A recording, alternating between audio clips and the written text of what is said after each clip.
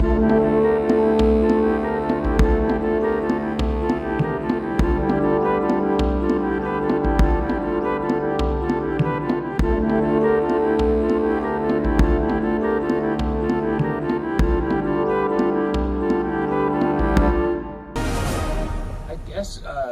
didn't know about Krampus, and neither did my parents, so it was just Santa Claus for us. But had they known, I would imagine they would have been smart and used Krampus as much as possible, because it would have scared the Jesus out of me, that's for sure. Boy, I remember my mom saying, "This is not a hotel," over and over again. And I've found myself saying that to my kids many times as I'm cleaning up all of their crap. Like I'm a maid. I really thought it was a great little arc that Michael had written for Tom, for my character. This guy who's a bit disconnected from his family at the beginning of the movie, and through a set of circumstances figures out that he needs to kind of step up and protect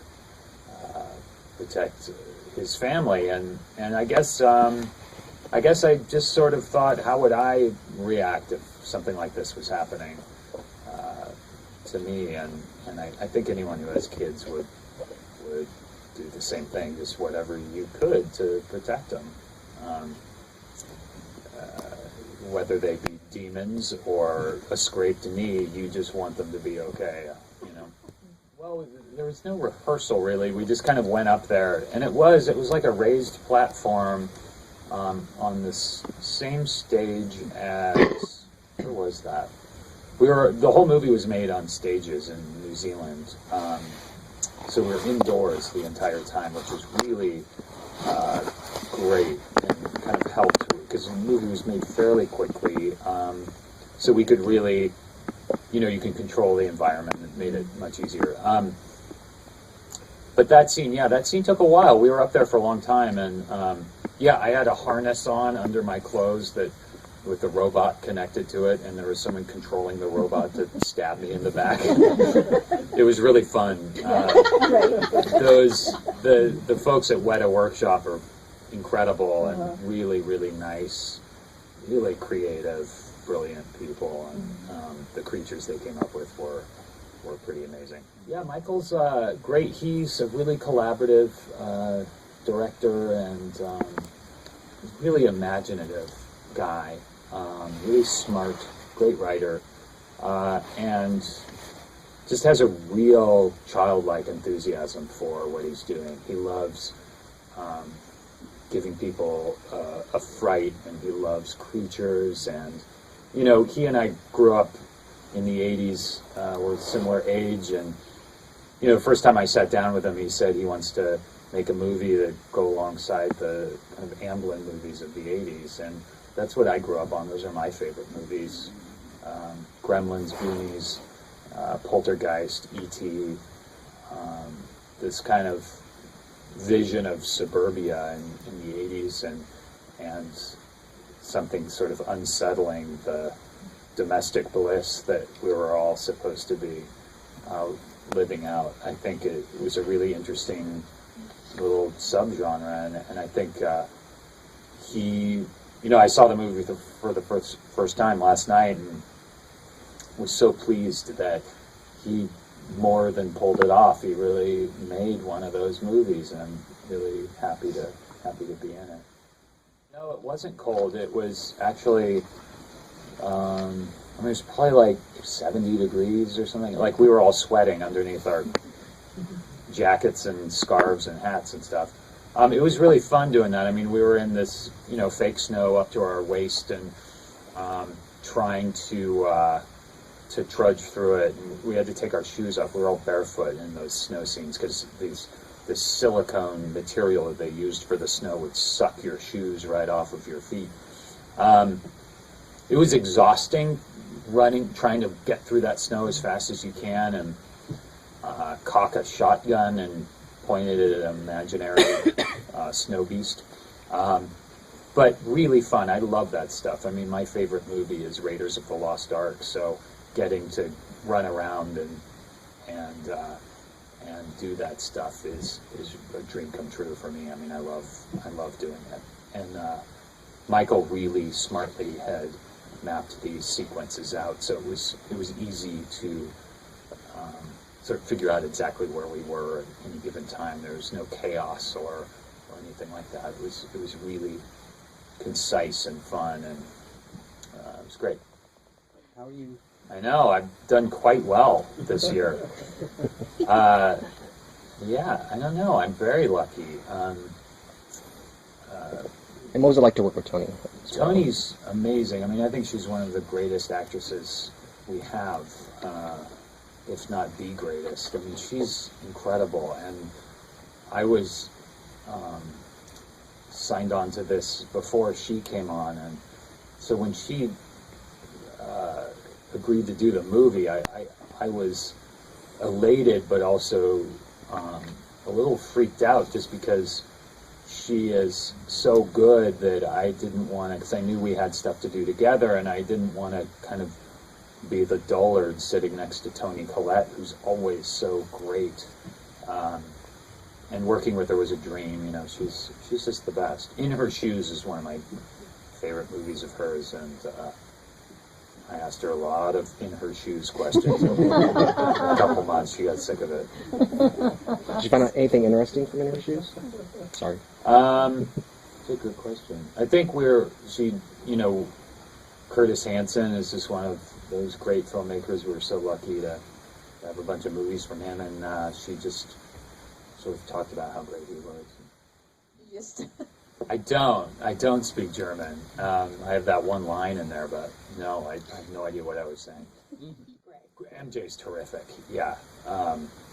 He's a really just great boy. He and my son became buddies when we were shooting.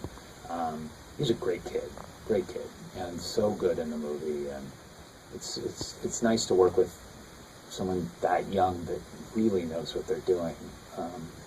He's amazing. Really sort of. I was taken aback at how easily he was accessing his emotions and stuff at that age. I mean, I was just, there's no way, when I was that age, there's no way. My finger up my nose, I don't know what I was doing. Well, I think kids, are always kind of looking for the thing to be afraid of. It's part of being a kid, and so, you can squeeze that out of any situation, really. You think that's put into them by their parents or by what they see versus? I don't know. That's a really good question. I guess nature or nurture. I don't know. I mean, I don't think I kind of instill fear in them, but you want them to be afraid of traffic. You want them to be afraid of certain strangers. I mean, there are certain things that you want them to be afraid of, so they will avoid them for their own good. A lot of my fears came from seeing certain movies too early, I think. I remember I saw 48 Hours way too early. And that's a pretty gritty movie. Like, that's, there's some James Remar in that. Is it James Remar is the bad guy? I think so, yeah. Yes. He's really scary in that movie. And still when I see him in stuff, I still get freaked out. And that is not, I think at the time, I loved Eddie Murphy, and so we all thought we were seeing this wacky Eddie Murphy comedy. It was his first movie, so it was like, oh, it's going to be hilarious. And it was, but it was also a very, it was a Walter Hill cop action movie. So I remember being very freaked out about... How old were you when you saw it? When it came out, so, what was that, 1982? Is that when that movie came out? 9 years old. So, yeah, that, and I remember seeing other movies before I probably should have, and that was kind of the source of, remember the miniseries, The Atlanta Child Murders, freaked the shit out of me. My imagination just kind of ran with all that stuff, and I had very real anxiety about people breaking into our house, and anyway, that's those are valid. Yeah, it was all like entertainment based. wouldn't call myself a horror movie like aficionado or anything. I don't. It's not like I keep up with them and try to see all of them. I try and if I hear one's really good, then I'll seek it out. And, I loved It Follows. I loved. That was a good one. I loved The Strangers a few years ago. That one scared me. That was a very scary movie. The first Halloween, there's some great. I mean, I think horror is kind of, as far as filmmaking goes, is often overlooked. There's great filmmaking in horror sometimes, and then sometimes they're just like, just kind of throwaway a little bit. But as with any genre, there are great ones, and there are ones that could have been great. And but yeah, I certainly don't turn my nose up at it. I on occasion love a good horror movie.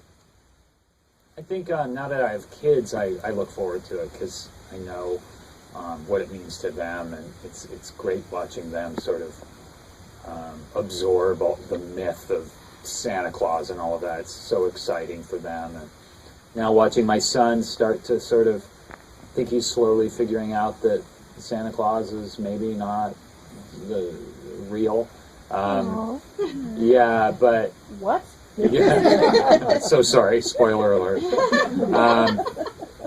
But I think he's figured out the Tooth Fairy maybe. But on both fronts, I think he may be keeping up the ruse because he knows he'll get presents and money under his pillow. But yeah, I think when you have kids, it kind of renews Christmas for you in a way. All right. Thanks, guys. Thank you. When I'm